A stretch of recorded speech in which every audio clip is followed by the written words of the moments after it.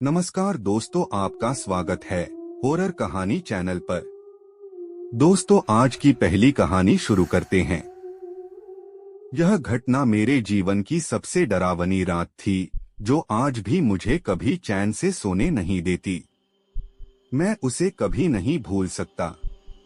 इस हादसे का कोई तर्क नहीं है, फिर भी वह मेरे साथ हुआ और इसे बताने का साहस अब भी मुझे मुश्किल से आता है। यह कहानी सच्ची है। एक कार ड्राइविंग के दौरान हुआ एक ऐसा अनुभव जिसने मेरी जिंदगी हमेशा के लिए बदल दी। यह कुछ महीने पहले की बात है। मैं अपनी नौकरी के सिलसिले में अक्सर रात को लंबी ड्राइव पर निकलता था। उस रात भी मैंने देर रात का सफर तय करने का निर्णय लिया। मुझे अपने घर से करीब 300 किलोमीटर दूर एक छोटे से गांव में पहुंचना था, जहां मेरा एक काम था। यात्रा में लगभग 4 से 5 घंटे लगने वाले थे और मैंने यह सफर शुरू किया करीब रात के 11 बजे। रास्ता सुनसान था। सड़कों पर कोई खास गाड़ियां नहीं दिख रही थीं, बस बीच बीच में कुछ ट्रक और दूर दूर पर गांवों की हल्की रोशनी। मैंने गाड़ी की हेडलाइट्स तेज कर दी और अपने पसंदीदा म्यूजिक को ऑन कर दिया, ताकि अकेलापन महसूस न हो। जैसे जैसे मैं शहर से दूर होता गया, रास्ते और भी खाली होने लगे। घना अंधेरा और बढ़ता गया। गाड़ी की रोशनी के अलावा कोई और रोशनी नहीं थी। चारों तरफ केवल सन्नाटा था। उस वक्त मुझे अपनी किस्मत का अंदाजा नहीं था। मैं उस खौफनाक रात के करीब बढ़ता जा रहा था। रात के करीब 1 बज चुके थे जब मैं एक लंबी सीधी सड़क पर था। आसपास केवल पेड़ और खेत थे। अचानक मुझे महसूस हुआ कि गाड़ी के अंदर कोई हल्की सरसराहट हो रही है, जैसे कोई धीमे से बात कर रहा हो। पहले तो मैंने सोचा कि ये मेरा वहम होगा, लेकिन आवाजें धीरे धीरे स्पष्ट होने लगीं। मैंने गाड़ी का म्यूजिक बंद कर दिया और ध्यान से सुनने की कोशिश की। आवाजें अब और स्पष्ट हो चुकी थीं। ऐसा लग रहा था जैसे कोई महिला धीरे धीरे कुछ बुदबुदा रही हो। मैंने रियर व्यू मिरर में देखा, लेकिन पीछे की सीट खाली थी। मेरी धड़कनें तेज हो गईं। ये आवाजें कहां से आ रही थीं? गाड़ी में तो और कोई नहीं था। मैंने सोचा कि शायद ये हवा की आवाज हो, लेकिन गाड़ी की सभी खिड़कियां बंद थीं। मैंने गाड़ी को थोड़ा धीमा कर लिया, लेकिन आवाजें अभी भी आ रही थीं। इस बार वो और भी करीब महसूस हो रही थीं, जैसे कोई मेरे ठीक पीछे खड़ा हो। मेरी सांस रुक सी गई। मैंने फिर से रियरव्यू मिरर देखा, लेकिन वहां कोई नहीं था। अब मेरे शरीर में एक अजीब सी सिहरन होने लगी थी। मैं यह सोचने लगा कि क्या ये मेरा भ्रम है या फिर कोई और चीज मेरे साथ है। मैंने खुद को शांत करने की कोशिश की और गाड़ी की स्पीड बढ़ा दी, लेकिन आवाजें कम नहीं हुईं। वो और तेज हो गईं, जैसे कोई जोर जोर से बोलने की कोशिश कर रहा हो, लेकिन उसकी आवाज कहीं दब रही हो। मैंने अब घबराहट में गाड़ी को एक छोटे से ढाबे के पास रोक लिया, जो रास्ते में आया था। मैंने बाहर निकलकर गाड़ी का दरवाजा खोला, गहरी सांस ली और अपने दिमाग को शांत करने की कोशिश की। मुझे लगा कि शायद गाड़ी के अंदर कुछ तकनीकी दिक्कत है या मेरा वहम हो रहा है। मैंने गाड़ी की चाबी बाहर निकाली और थोड़ा पानी पीने के लिए ढाबे की तरफ बढ़ा। वहां सिर्फ ढाबे का मालिक बैठा था, जो आधी नींद में झूम रहा था। मैंने उससे एक बोतल पानी मांगा और साथ ही उससे रास्ते के बारे में कुछ सवाल किए। उसने मुझे बताया कि रास्ता आगे भी सुनसान ही रहेगा और मुझे सावधानी से चलने की सलाह दी। लेकिन उसके चेहरे पर एक अजीब सा डर था, जैसे वह कुछ छिपा रहा हो। पानी पीकर मैंने खुद को थोड़ा शांत किया और फिर से गाड़ी में बैठ गया। मैंने गाड़ी स्टार्ट की और जैसे ही मैंने एक्सीलरेटर पर पैर रखा, वो आवाजें फिर से शुरू हो गईं। इस बार वे और भी ज्यादा डरावनी थीं। ऐसा लग रहा था जैसे कोई मेरे कान के बिल्कुल पास आकर फुसफुसा रहा हो। रुक जा, मत जा, वापस मुड़ जा। मेरे रोंगटे खड़े हो गए। अब मुझे यह समझ में नहीं आ रहा था कि क्या करूं, लेकिन मैंने खुद को किसी तरह संभाला और गाड़ी को फिर से सड़क पर डाल दिया। मेरा मन अब तेजी से दौड़ने लगा था। क्या ये आवाजें मेरे दिमाग का खेल हैं? या फिर सच में कोई मेरे साथ है? करीब आधे घंटे बाद मुझे एक औरत दिखाई दी। वह सड़क के किनारे खड़ी थी, सफेद साड़ी में लिपटी हुई। उसकी आंखें सीधी मेरी तरफ थीं। पहले मुझे लगा कि ये कोई ट्रक ड्राइवर की गलती से छूटी हुई यात्री हो सकती है, लेकिन जैसे ही मैंने गाड़ी धीमी की, वह अचानक गायब हो गई। मेरे दिमाग में हलचल होने लगी। ये सब क्या हो रहा था? मेरी समझ में नहीं आ रहा था कि ये कोई असल घटना थी या मेरा मानसिक भ्रम। अब तक आवाजें भी और तेज हो चुकी थीं। मैं बुरी तरह डर चुका था, लेकिन फिर भी मैंने गाड़ी चलाना नहीं छोड़ा। कुछ मिनट बाद अचानक गाड़ी के अंदर फिर से हलचल हुई। इस बार मुझे साफ महसूस हुआ कि कोई मेरे ठीक पीछे बैठा है। मैंने धीरे धीरे रियरव्यू मिरर में देखा और जो मैंने देखा वह मेरे लिए किसी सदमे से कम नहीं था। पीछे की सीट पर वही औरत बैठी थी, सफेद साड़ी में। उसके चेहरे पर एक भयानक हंसी थी। उसकी आंखें गहरे काले रंग की थीं, जैसे कोई खाली गड्ढे हों। उसने मेरी आंखों में आंखें डालकर कहा, मैंने तुझे कहा था रुक जा। मैंने डर के मारे गाड़ी को झटके से रोक दिया। मेरी सांसें तेज हो गईं। मैंने तुरंत गाड़ी से बाहर कूदने की कोशिश की, लेकिन जैसे ही दरवाजा खोला, मेरे सामने कोई नहीं था। पीछे की सीट खाली थी। आवाजें अब गायब हो चुकी थीं। अब मुझे यकीन हो गया था कि कुछ अजीब हो रहा था। मेरी हिम्मत अब जवाब दे चुकी थी। मैंने तुरंत गाड़ी की दिशा बदली और वापस उसी ढाबे की तरफ जाने लगा जहां से मैं चला था। रास्ते में बार बार मुझे ऐसा महसूस होता रहा कि कोई मेरे पीछे है, लेकिन मैं अब वहां रुकना नहीं चाहता था। करीब 2 घंटे बाद मैं वापस ढाबे पर पहुंचा। ढाबे के मालिक ने मुझे देखकर अजीब नजरों से देखा और पूछा, क्या हुआ बाबूजी?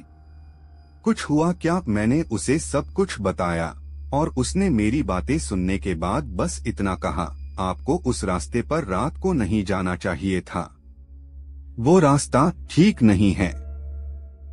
कई लोग वहां कुछ अजीब अनुभव कर चुके हैं। वो औरत, वो कई साल पहले एक एक्सीडेंट में मारी गई थी। तब से लोग उसे उसी जगह पर देखते हैं। मेरी रीढ़ की हड्डी में सिहरन दौड़ गई। मैंने सोचा कि क्या यह सच हो सकता है?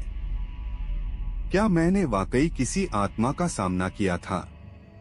उस रात के बाद मैंने उस रास्ते पर कभी दोबारा जाने की हिम्मत नहीं की, और अब भी जब मैं अकेले ड्राइव करता हूँ तो मुझे ऐसा महसूस होता है कि कोई मेरे साथ है। कोई अदृश्य लेकिन मौजूद है। दोस्तों, बढ़ते हैं आज की दूसरी कहानी की ओर। यह घटना मेरे जीवन की सबसे अजीब और डरावनी रातों में से एक थी।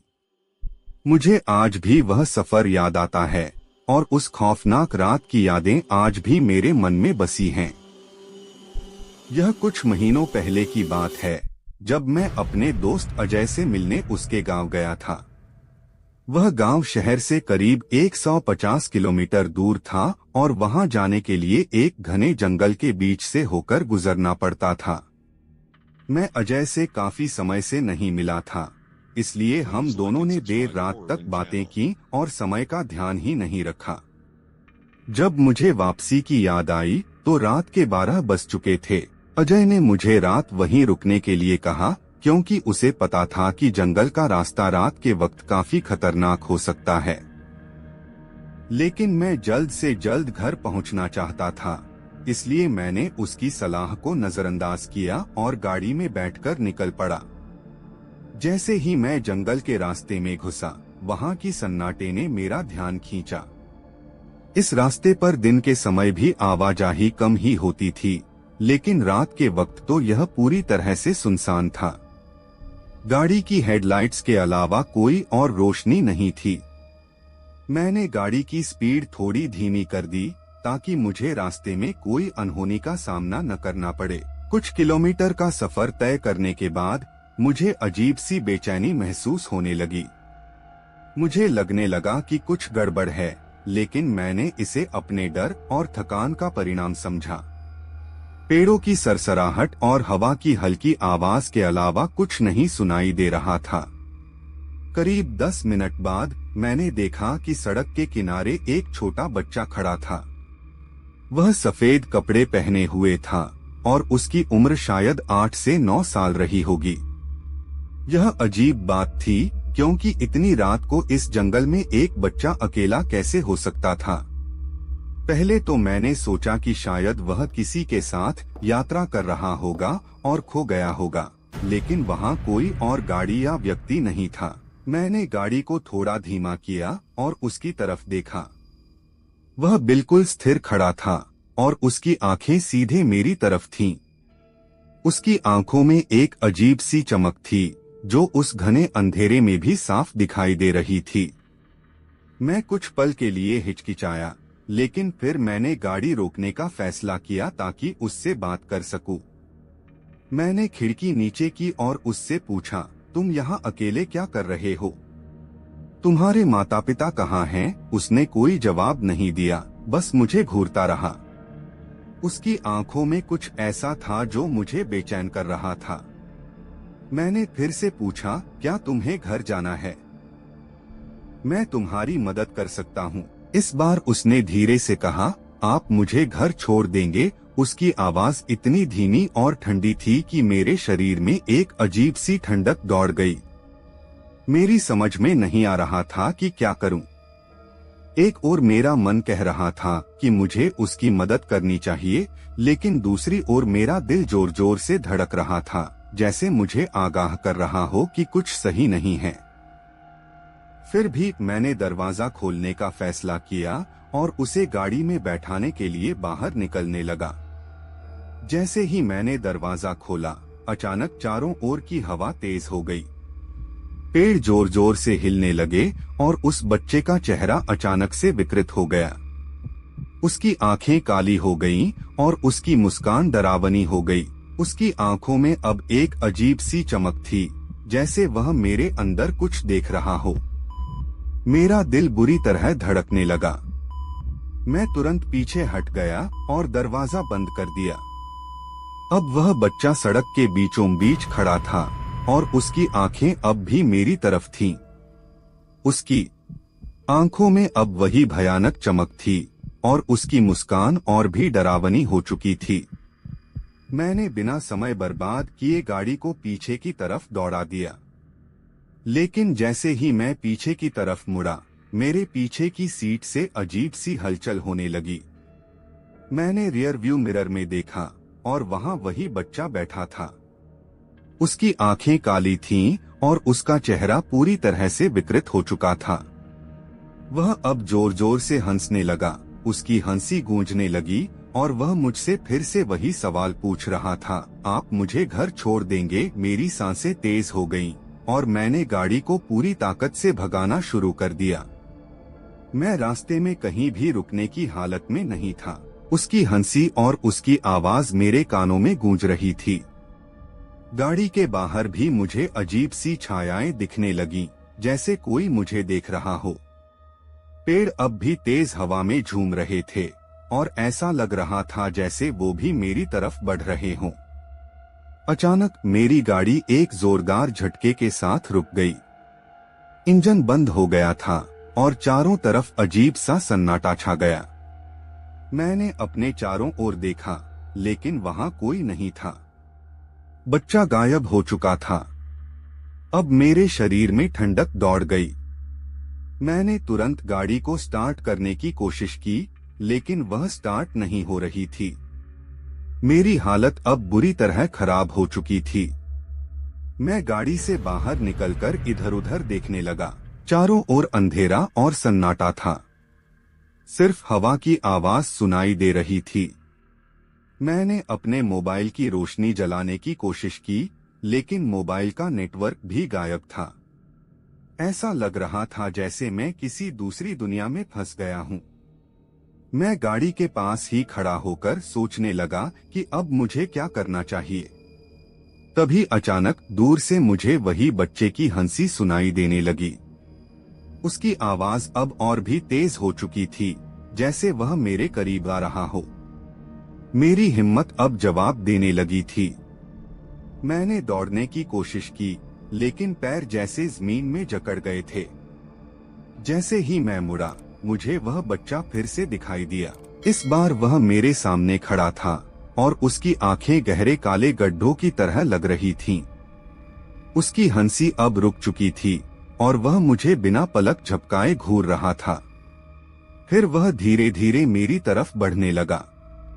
उसकी चाल अजीब थी, जैसे वह हवा में तैर रहा हो। मेरी पूरी ताकत अब खत्म हो चुकी थी। मैंने किसी तरह अपने कदम पीछे की ओर बढ़ाए और गाड़ी के पास जाकर बैठ गया। मुझे समझ नहीं आ रहा था कि यह सब क्या हो रहा है। तभी अचानक मेरे कानों में उसकी धीमी आवाज फिर से गूंजी, आप मुझे घर छोड़ देंगे। मैंने अपनी आंखें बंद कर लीं और जैसे ही मैंने ऐसा किया, मुझे एक जोरदार धमाके की आवाज सुनाई दी। जब मैंने आंखें खोलीं, तो मैं फिर से गाड़ी में बैठा हुआ था और वह बच्चा गायब हो चुका था।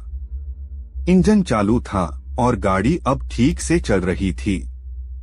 मैंने बिना कुछ सोचे समझे गाड़ी को तेजी से भगाया और जंगल से बाहर निकलने की पूरी कोशिश की। जब मैं आखिरकार जंगल के बाहर पहुंचा, तब जाकर मेरी सांस में सांस आई। मैं सीधा अपने घर पहुंचा और उस रात मैं सोने की हिम्मत भी नहीं कर पाया। इस घटना के बाद मैंने उस रास्ते से कभी दोबारा जाने की हिम्मत नहीं की। और अब भी जब मैं अकेले किसी सुनसान रास्ते पर गाड़ी चलाता हूँ, तो मुझे ऐसा महसूस होता है कि वह बच्चा अब भी कहीं मेरे आसपास है। उसकी हंसी और उसकी काली आंखें मुझे अब भी महसूस होती हैं।